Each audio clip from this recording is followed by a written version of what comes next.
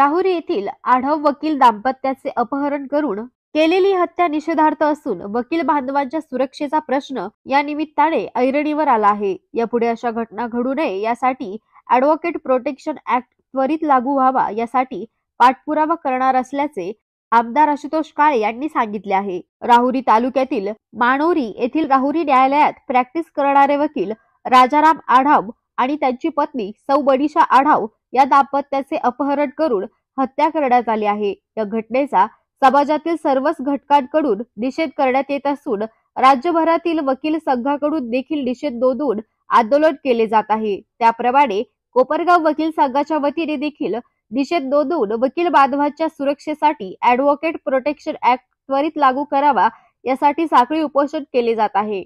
या आंदोलनास्थळी आमदार आशुतोष काळे यांनी भेट देऊन वकील बांधवांशी चर्चा केली। यावेळी ते बोलत होते। ते म्हणाले की राहुरीच्या वकील दाम्पत्याची करण्यात आलेली निगृढ हत्या या घटनेचा केवळ निषेध करून चालणार नाही, तर अशा प्रवृत्तींना कायमचा धडा शिकून भविष्यात वकील बांधवांच्या बाबतीत अशा घटना घडू नये यासाठी ॲडव्होकेट प्रोटेक्शन ऍक्ट त्वरित लागू करण्यासाठी तातडीने अंमलबजावणी होणे गरजेचे आहे। त्याबाबत शासन दरबारी निश्चितपणे पाठपुरावा करू अशी ग्वाही दिली। न्याय मंदिरात नागरिकांना न्याय मिळवून देणाऱ्या आढाव वकील दाम्पत्याचे अपहरण करून त्यांची करण्यात आली हत्या अत्यंत दुर्दैवी असून माझा देखील वकील बांधवांच्या साखळी उपोषणाला पाठिंबा असल्याचे आमदार आशुतोष काळे यांनी सांगितले। यावेळी कोपरगाव न्यायालयातील वकील बांधव मोठ्या संख्येने उपस्थित होते।